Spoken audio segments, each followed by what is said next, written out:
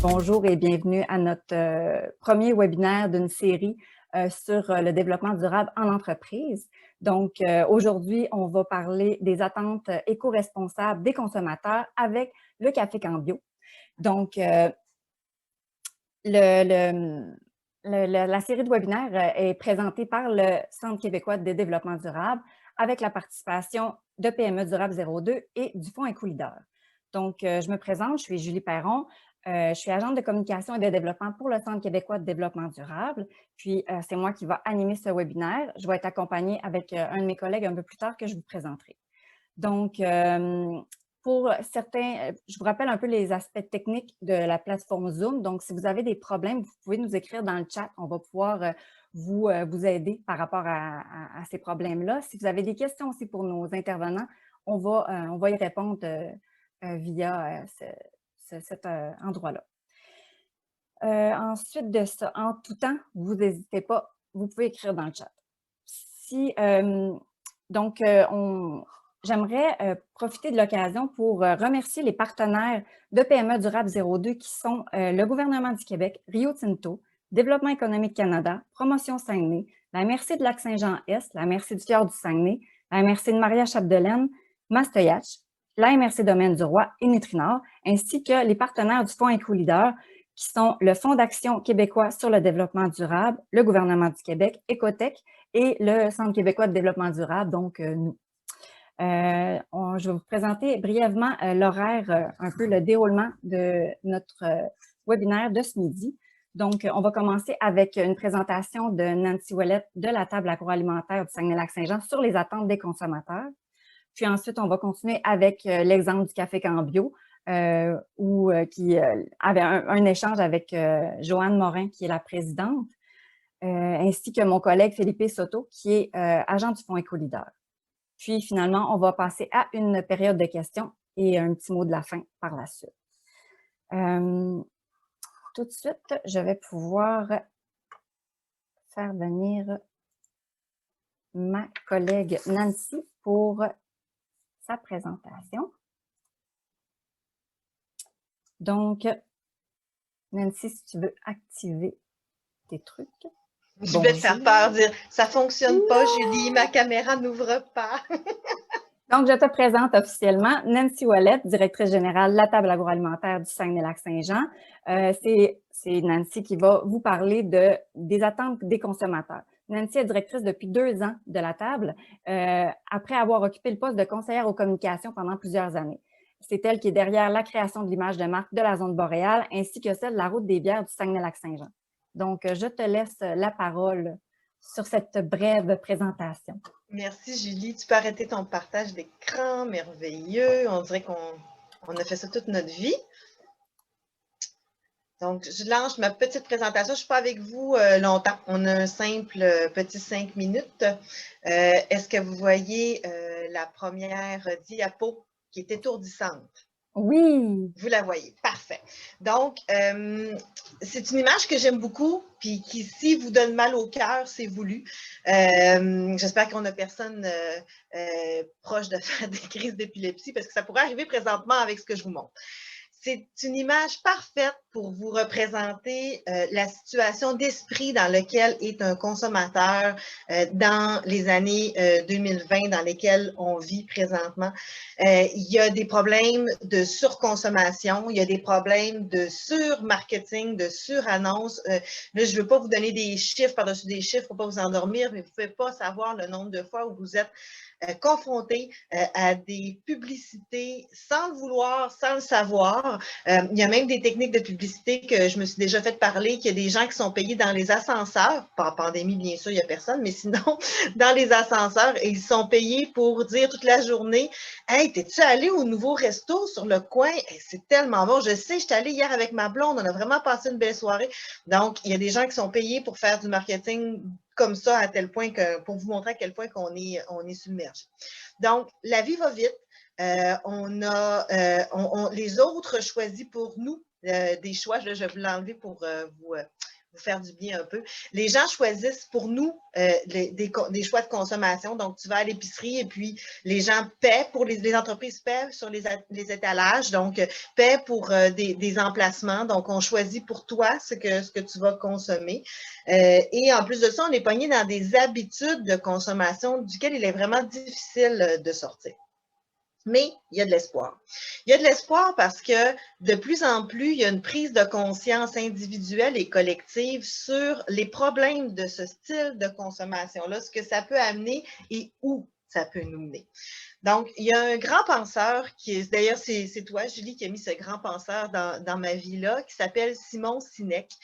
Si vous voulez aller faire des recherches, le suivre un peu, il nous a amené le marketing d'une nouvelle façon, puis il est allé nous expliquer comment qu'on pouvait parler aux consommateurs autrement que par du marketing par les P, comme on l'apprenait dans les dernières années, dans les dernières décennies.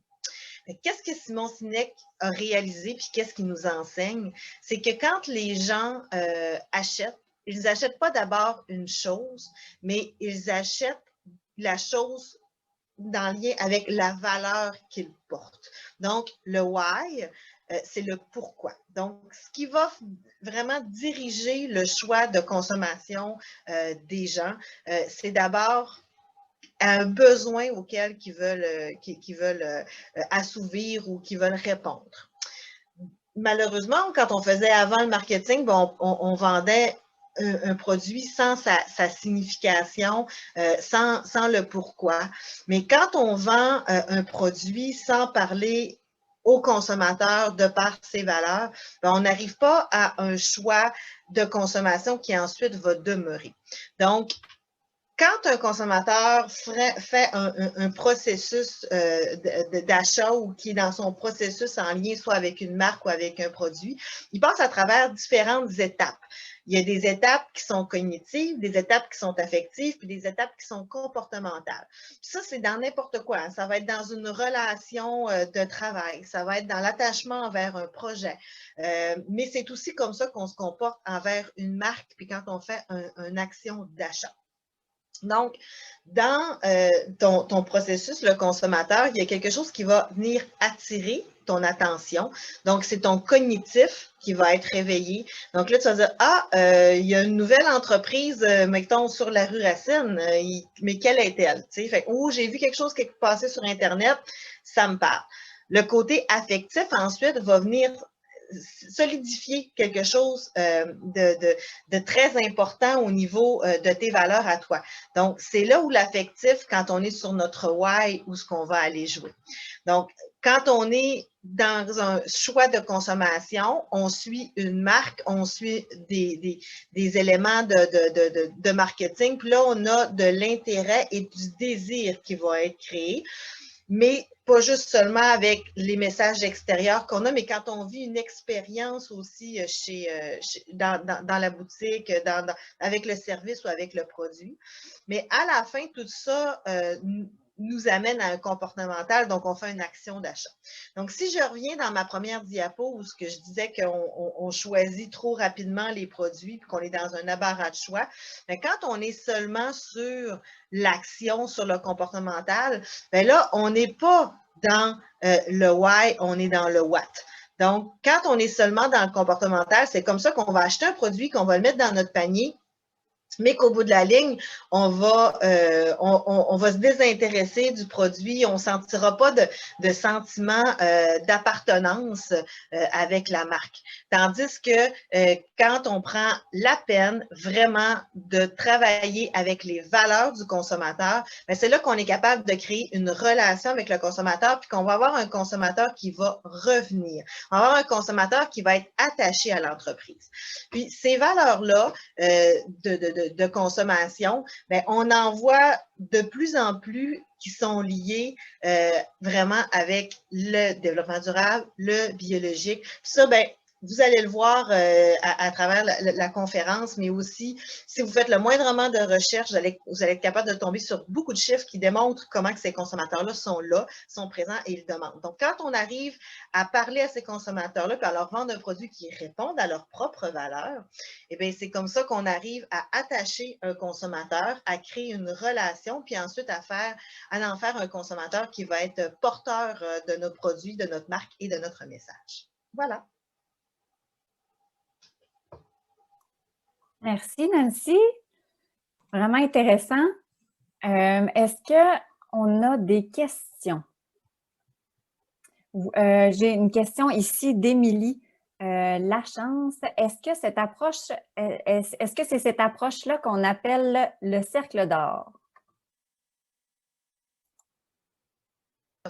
Oui, c'est exactement ça. Simon Sinek l'appelle le Golden Circle, donc traduction en français, le cercle d'or, tout à fait. Voilà. Est-ce qu'il y avait d'autres questions pour Nancy? Simon Sinek, ça s'écrit, oui, Simon Sinek, S-I-M-O-N, espace S-I-N-E-K. C'est comme ça que ça s'écrit, donc pour ceux qui se le demandaient. Sinon, je pense que ça fait pas mal le tour pour les autres questions. Sinon, vous pourrez continuer à nous écrire des questions, puis on pourra y répondre peut-être un peu plus tard. Mais merci Nancy, c'était vraiment intéressant. On continue en fait avec mon collègue Philippe Soto qui va, bonjour Philippe, bonjour. Qui va poser des questions à notre invité de ce webinaire. Puis vous allez pouvoir en savoir plus sur le Café Cambio. Je te cède la parole. Merci, merci. Bonjour tout le monde. Alors, Philippe Soto est agent du Fonds Écolidaire pour la région Saguenay-Lac-Saint-Jean. Et donc, je vais vous présenter rapidement les fonds écolidaires pour vous mettre en contexte. Donc, le fonds écolidaire, c'est une initiative du ministère de l'Économie et de l'Innovation, un fonds qui a été lancé l'année dernière en septembre, qui vise à donner un coup de pouce aux entreprises pour qu'elles passent à l'action en intégrant des notions de développement durable dans leurs activités. Donc, essentiellement, les fonds écolidaires financent deux catégories de projets. Et la première catégorie, c'est les pratiques d'affaires éco-responsables. Et la deuxième catégorie, c'est l'adoption des technologies propres dans les entreprises. Pour la catégorie d'adoption des technologies propres, le Fonds écolidaire finance essentiellement les études de faisabilité technico-économique et pas l'achat des matériels. Donc, nous sommes, j'ai fait partie d'un réseau de 18 agents. Nous sommes répartis tous dans les régions du Québec. Il y en a 2 en Gaspésie, c'est pour ça qu'il y en a 18. Moi, ici, dans la région du Saguenay-Lac-Saint-Jean, je suis là pour orienter les entreprises, les aider à encadrer les idées, les projets qu'ils sont pour qu'ils soient financés par les fonds écolidaires ou par d'autres sources de financement auxquelles on a accès. Et sinon, on met à disposition des entreprises une boîte d'outils qui contient des formations, des outils pour la prise de décision, pour que les entreprises mettent en place des initiatives en développement durable à l'intérieur de l'organisation. Et nous mettons aussi en relation les entreprises que nous orientons, nous les agents, avec un répertoire d'experts qui a été approuvé par le Fonds écolidaire pour qu'ils puissent offrir leurs services. Donc, voilà pour ce qui est le Fonds écolidaire. Maintenant, Joanne, je t'invite à, s'il te plaît, à allumer ta caméra parce que je voudrais qu'on discute. Et Julie m'a raconté qu'elle s'est entretenue avec toi il y a quelques semaines. Et puis, elle m'a raconté toute de la passion que tu portes pour le développement durable, l'éco-responsabilité, comment vous avez introduit toutes ces notions-là dans les cafés Cambio. Et au fur et à mesure qu'on parlait, on voyait qu'il y avait la question des parties prenantes. Et je vais vous expliquer ce que c'est. Et on voyait que la question des parties prenantes revenait souvent. Et donc, on s'est dit, ben moi, je me poser mes questions à partir d'une analyse des parties prenantes et comment elles ont aidé le déploiement du développement durable à l'intérieur du Café Cambio. Donc, les parties prenantes, c'est un élément clé pour le déploiement du développement durable dans les organisations.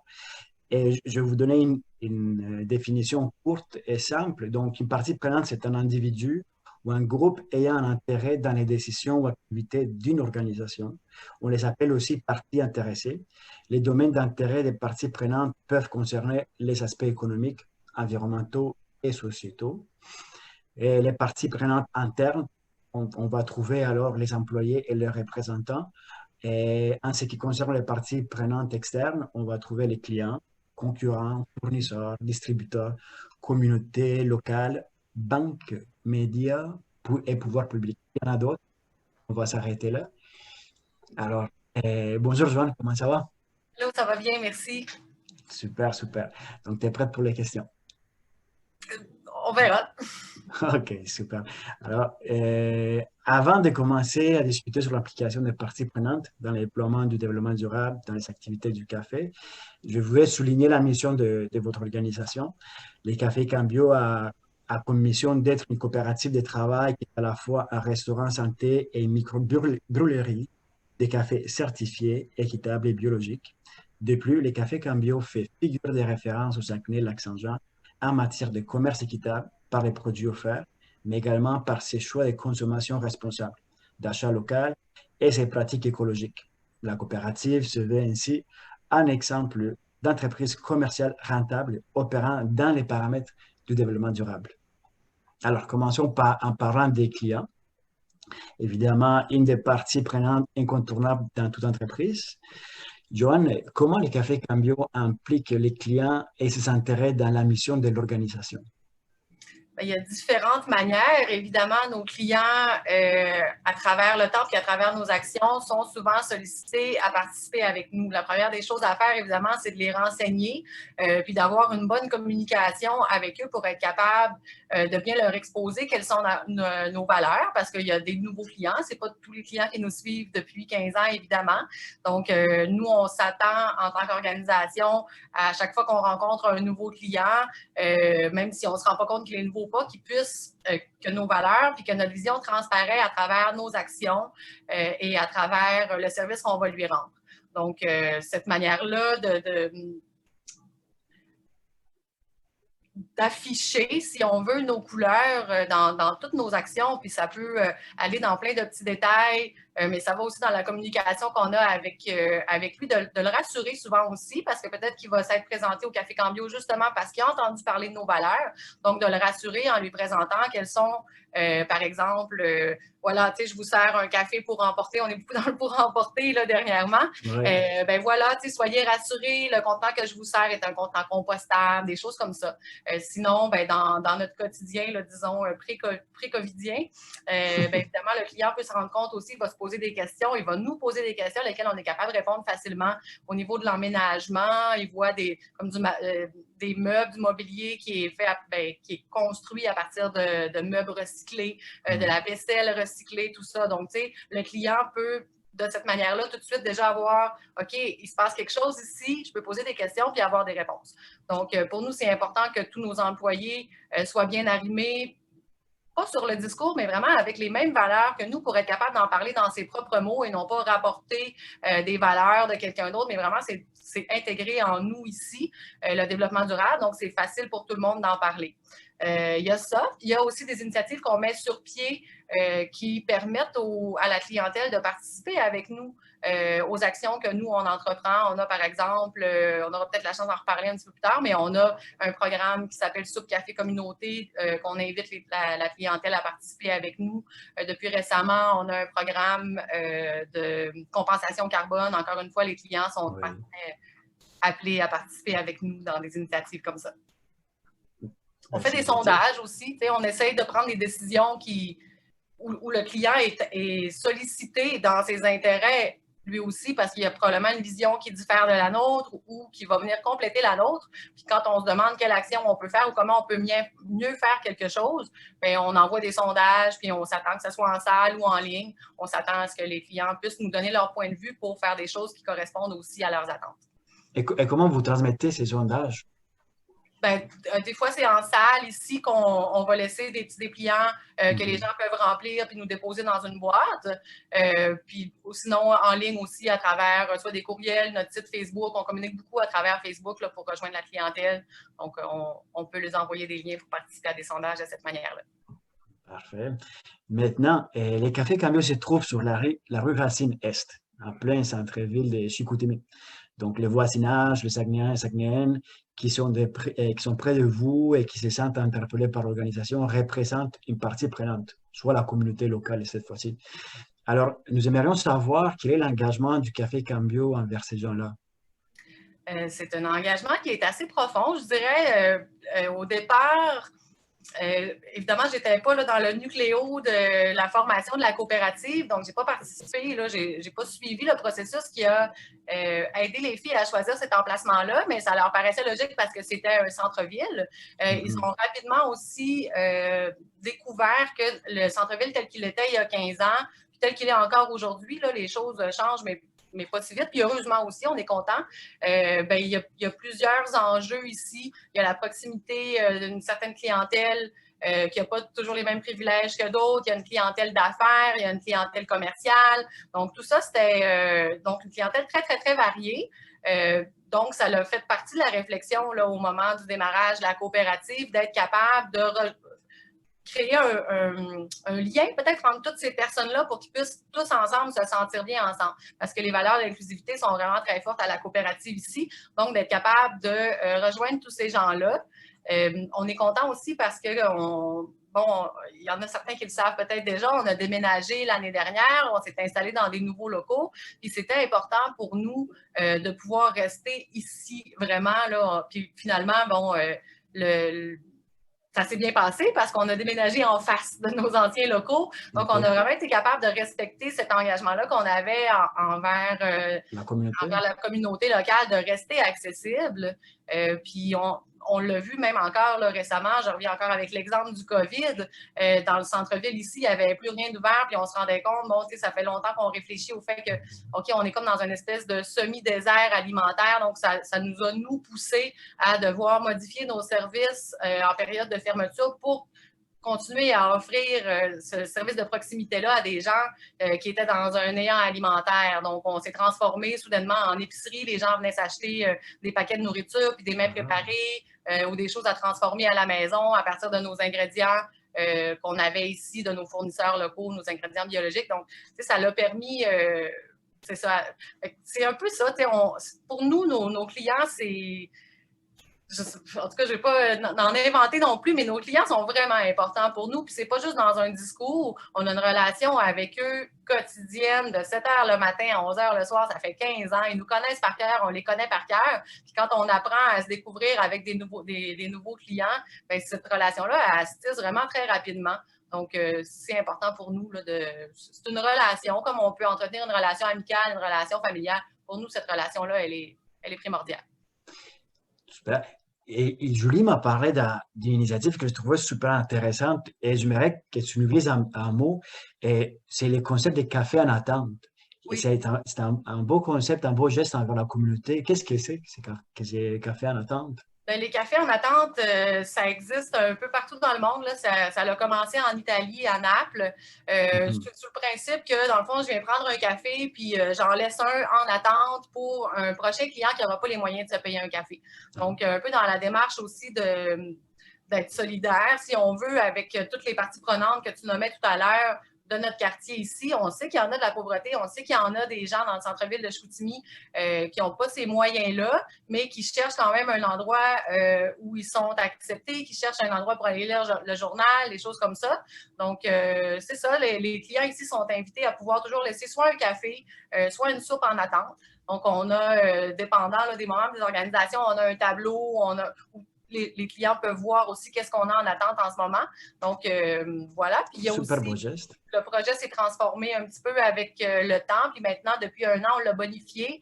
Dans le fond, c'est soupe, café ou communauté. Donc, le client qui ne souhaite pas nécessairement laisser le montant d'une soupe ou le montant d'un café peut laisser un montant de son choix. Puis nous, on accumule des sous qu'on transforme en certificats cadeaux qui sont remis à un organisme de la région.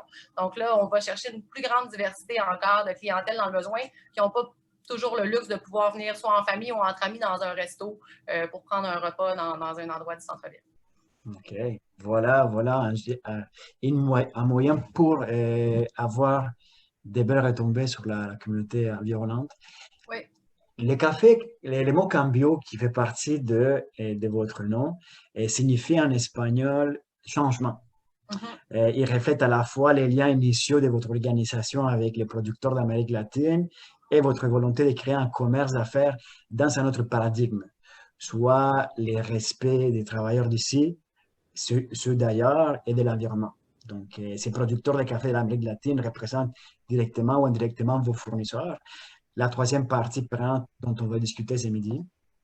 Alors, est-ce que tu pourrais nous expliquer comment Café Cambio choisit ses fournisseurs et quels sont les principaux critères dans le choix? OK. Bien, il y a le fournisseur le plus important qui est le café, les grains de café. On a une relation vraiment particulière avec ce fournisseur-là parce que dans le fond, nous, tous nos grains de café proviennent d'une autre coopérative de laquelle on est membre. Donc, c'est notre coopérative qui s'appelle Coop Coffees, de laquelle on est membre depuis les tout débuts. Et tous les cafés de Coop Coffees sont des cafés qui proviennent d'autres coopératives, donc des coopératives de producteurs.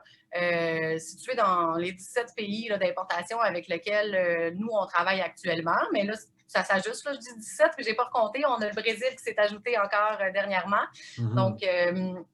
Donc, voilà, oui, c'est ça. Ça, c'est notre fournisseur le plus important, puis c'est nous. Donc, c'est vraiment particulier quand on est capable de dire on dit à nos clients, ben oui, on connaît nos producteurs. Il s'est passé, on voyait la semaine passée des gros ouragans au Nicaragua, au Honduras, au Guatemala. Nous, on a un contact direct avec nos producteurs parce qu'eux, ils sont, bien, dans le fond, Coop Coffees est le lien entre les producteurs et nous, mais comme Coop Coffees, c'est nous, mais on est toujours là aussi, puis on est toujours au courant, donc on est vraiment prêts.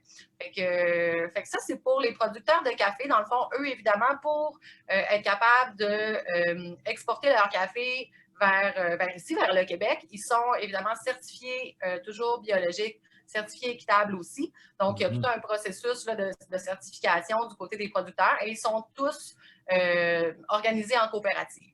Donc, ça, c'est vraiment... Ces deux critères que vous mettez toujours de l'avant, équitable et biologique? Et biologique pour ce qui est des fournisseurs de Coop Coffees. Il y a des producteurs dans ça qui ne sont pas encore certifiés, mais qui sont en transition et Coop Coffee travaille avec les producteurs pour les aider dans leurs étapes de certification. Oui. Okay. Donc, voilà. Puis, ça, c'est avec nos fournisseurs de café. Donc, on est vraiment près d'eux. On a aussi toujours le pouls de qu'est-ce qui se passe dans leur coopérative, des problèmes ou des bons coups qu'eux, ils vont rencontrer ou qu'ils vont mettre sur pied.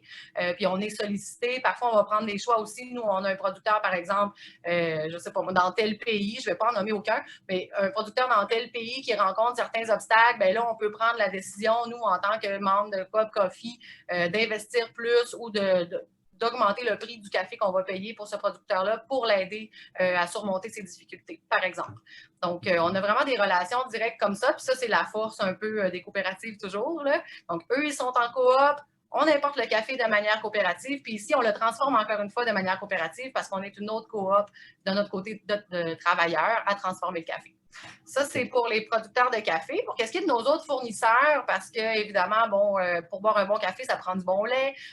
Voilà. On a des critères qui sont basés plus sur la proximité. Parce qu'évidemment, le café local, on n'en a pas qui pousse encore au Québec. On verra ce qui se passe avec les changements climatiques, mais on a des bonnes relations avec nos producteurs du Sud, donc il y a des bonnes chances qu'on garde des relations avec eux. Mais pour les autres choses qui se trouvent ici dans le commerce, bien, on choisit toujours la proximité. On va choisir toujours qu'est-ce qui correspond le plus aux critères que nous, on a mis de l'avant, mais on a commencé dernièrement on a une stagiaire en développement durable, on a commencé à essayer d'établir dans quel ordre on va mettre nos priorités de valeur. Mais on se rend compte que c'est trop délicat, que c'est trop du cas par cas. Donc, on continue d'y aller pour l'instant avec du cas par cas, mais on s'assure toujours qu'il y a un minimum de 2 ou de 3 valeurs qui puissent être rencontrés par nos fournisseurs pour pouvoir les garder dans notre liste de fournisseurs. Mais quand même, la stabilité dans le temps est un des critères qui est très, très, très important. Donc, avant de changer pour quelqu'un qui va nous offrir, par exemple, un produit qui est qui vient de plus près ou qui est certifié biologique, on va regarder la relation qu'on a avec notre fournisseur depuis combien de temps, parce qu'on est conscient aussi que ces fournisseurs-là, ben nous, on fait partie de leur revenu, on fait partie de leur plan d'affaires à quelque part. Donc, pour nous, la relation est importante à préserver dans le long terme, quitte à pouvoir travailler avec le fournisseur pour lui demander s'il y a possibilité avec lui d'avoir des nouveaux produits qu'il n'y aurait pas puis qu'on aurait besoin, ou de transformer son produit pour qu'il corresponde mieux à nos besoins, avant d'aller tout de suite vers un autre fournisseur qui nous offre meilleur, moins cher, plus près de ces choses-là. Donc, la stabilité est vraiment importante pour nous. OK. On voit donc l'importance de passer les messages à nos fournisseurs de quels sont nos intérêts, nos besoins pour qu'eux, ils s'adaptent. Et voilà, puis commencent ensemble plutôt que à les accompagner aussi dans la transition. Travailler ensemble, regarder de quelle manière. À un moment donné, on se posait la question, on essayait d'éliminer, de réduire la quantité de carton qui était à mettre au recyclage ici. Puis on a travaillé vraiment de très près avec nos fournisseurs, lesquels seraient prêts à mettre en place un système de consigne sur des boîtes en plastique, des choses comme ça, qu'on pourrait se transporter d'un endroit à l'autre. Fait que, tu sais, plutôt que de dire, OK, j'ai trouvé un autre fournisseur qui va m'apporter ça dans le zéro déchet, mais de travailler avec nos fournisseurs actuels pour les aider aussi à optimiser les services, puis peut-être être capable de les offrir à d'autres clients. Parfait. Alors, je l'ai mentionné plus tôt, Café Cambio stipule dans sa mission que l'organisation opère dans les paramètres du développement durable. Parlons maintenant de comment conjuguer développement durable et employé, qui est la quatrième partie prenante dont on va parler aujourd'hui. Et comment se traduisent les valeurs du développement durable lorsqu'on parle des relations entre vous comme employeur et vos employés? Bien, c'est sûr que nous, on a une relation particulière avec nos employés parce qu'on est une coopérative de travailleurs. Donc, nos employés sont nos membres, souvent, là, dans la plupart des cas, et donc nos membres sont nos patrons. Donc, la relation est déjà, elle est différente que dans un contexte plus traditionnel. Puis comment ça se traduit dans le concret en termes de développement durable, c'est que ça apporte vraiment beaucoup de pouvoir décisionnel. Donc, évidemment, il y a plus de gens qui sont en contrôle de leur entreprise et en étant plus impliqués comme ça, nous, on a tout un système de comités, sous-comités, etc. Donc, à partir du moment où les employés sont sollicités à être impliqués dans la prise de décision, bien, ils s'approprient mieux aussi les valeurs à mettre de l'avant. Donc, ils s'approprient mieux les actions aussi à mettre en place dans le futur pour être capable de réaliser les actions. Donc, pour qu'est-ce qui est du développement durable, je dirais aussi le fait qu'on soit une coop en partant, bien, on réduit l'écart de richesse entre les gens de notre région en se partageant ensemble un certain profit, même si ce n'est pas toujours un profit financier ou un profit monétaire. Donc, parfait. On voit alors très proche votre modèle à la démocratie participative. Voilà. Très bien. Et comment les valeurs de développement durable s'intègrent dans les conditions de travail des employés? Julie m'a dit qu'il y avait une question de partage de pouvoir parmi les employés. Il y a le partage de pourboire. C'est sûr que ça appartient surtout à l'équipe des serveurs parce que légalement au Québec, on conjugue toujours avec des contraintes légales aussi partout dans tout ce qu'on fait. On a une convention de pourboire qui est signée par notre équipe de service ici dans laquelle ils acceptent et donc ils partagent leur pourboire avec les autres équipes. Ça, c'est une manière, oui, effectivement, de démontrer de quelle manière ça peut se refléter sur le plancher. Super. Si on revient rapidement sur le membre de la coop, le Café Cambio n'est pas seulement un restaurant santé, mais aussi une coopérative de travail. Il faut noter que ces membres sont une partie prenante clé dans votre modèle d'affaires, comme tu l'as mentionné. Tu disais même qu'ils deviennent leurs patrons, vos patrons. Alors, qui sont ces membres? Est-ce qu'à part les employés, il y a d'autres membres? Et comment ces membres s'impliquent dans la vie quotidienne du café? Quelle est l'implication des employés? À part les employés, il n'y a pas d'autres membres de la coopérative. On a, par contre, sur notre CA, nous, on a pris la décision d'avoir un membre externe pour être capable d'avoir toujours un point de vue externe, une expertise externe qui vient nous aider dans la prise décisionnelle pour s'assurer qu'on ne soit jamais biaisé, qu'on penche trop dans une... Parfois, ça peut nous aider. On se protège de cette manière-là. Donc, mais ce n'est pas un membre de la coopérative parce qu'il n'est pas travailleur. Donc, pour nous, il faut vraiment être travailleur. Ce n'est pas une obligation de devenir membre de la coopérative. On a, à quelque part, j'aime pas dire deux catégories, mais on a des travailleurs qui sont seulement des employés de la coop et on en a d'autres qui décident de devenir membres. Alors, voilà. Puis comment est-ce que les membres s'impliquent? Ben nous, c'est sûr qu'on y va beaucoup par la bonne volonté. C'est souvent l'instinct, j'ai du temps libre, qu'est-ce que je peux faire? Mais en devenant membre, les gens se sentent interpellés à pouvoir améliorer leur coopérative, améliorer leur entreprise. Donc, c'est souvent comme ça que ça va se faire. Puis, c'est des travaux, c'est des journées de corvée, c'est le fait de s'impliquer dans une prise de décision, c'est le fait de réfléchir à optimiser des petites choses. C'est de cette manière-là que ça va se traduire. C'est sûr, nous aussi, on s'écrit des barèmes, on a des attentes envers nos membres pour qu'ils puissent poursuivre une bonne relation aussi avec leurs copropriétaires. Donc, on a des minimums d'heures à donner à chaque année. On fait des suivis de tout ça pour s'assurer que tout le monde donne au moins un minimum d'efforts, qui ne se traduit pas toujours en termes d'heures, mais qui peut se traduire aussi en termes de capacité d'une personne à l'autre, parce que tout le monde n'a pas les mêmes capacités, évidemment. Merci. Donc, nous savons maintenant comment les parties prenantes du Café Cambio sont devenues des acteurs clés pour déployer le développement durable et l'éco-responsabilité dans les activités de l'organisation. Donc, nous voulions te poser 2 autres questions pour comprendre comment toutes ces initiatives ont aidé les Cafés Cambio à être plus compétitifs et plus résilients. Ceux et celles qui ont goûté à votre café, moi inclus, on sait qu'il est délicieux. Alors, comment fait les cafés Cambio pour ne pas compromettre la qualité des produits tout en demeurant éco-responsables et compétitifs? Cette question-là parce que les questions ont été présentées un petit peu à l'avance aussi, que je puisse m'aider à réfléchir. Puis, on dirait que je suis toujours étonnée de l'entendre parce que, quelque part, pour moi, quand on va chercher des valeurs environnementales, il ne peut pas y avoir question de compromettre la qualité d'un produit. Au contraire, on optimise et on augmente la qualité d'un produit.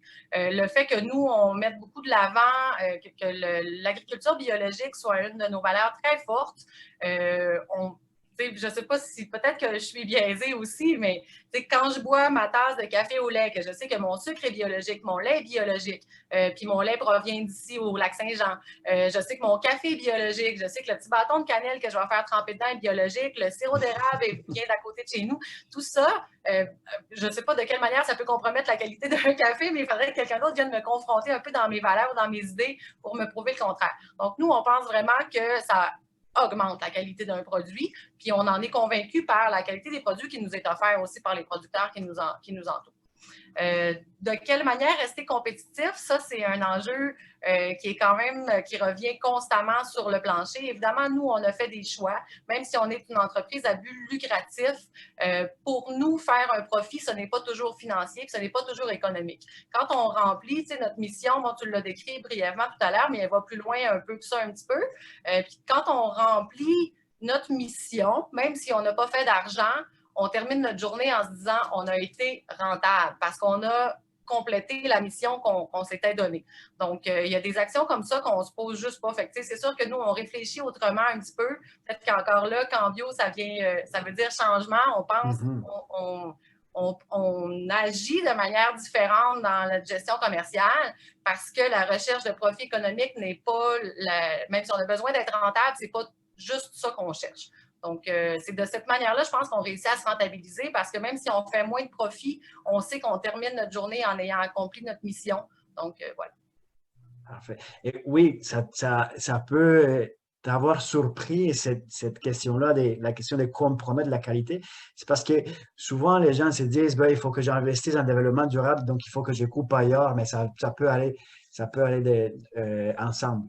Et puis, rapidement, peux-tu me dire, Julie nous dit qu'on a 1 minute, peux-tu nous dire comment votre éco-responsabilité a contribué au succès du café?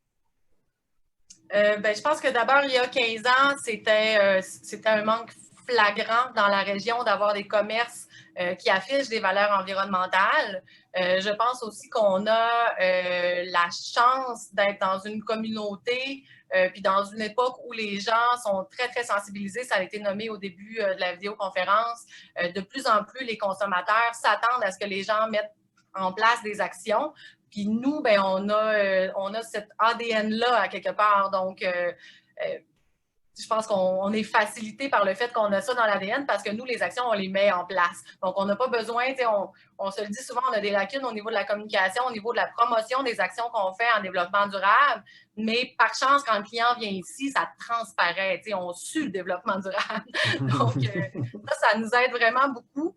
Puis, je pense que c'est de cette manière-là aussi, là, que les gens sont capables puis que les gens adhèrent à ici parce que ça paraît qu'on ne se force pas pour le faire, ça paraît que c'est né en nous, puis ça paraît qu'on réfléchit toutes nos actions de cette manière-là. Oui, j'ai vraiment hâte que toute cette crise soit passée pour pouvoir m'asseoir dans ces divans-là, ces beaux divans, ces belles tables, et puis que je puisse goûter votre café encore.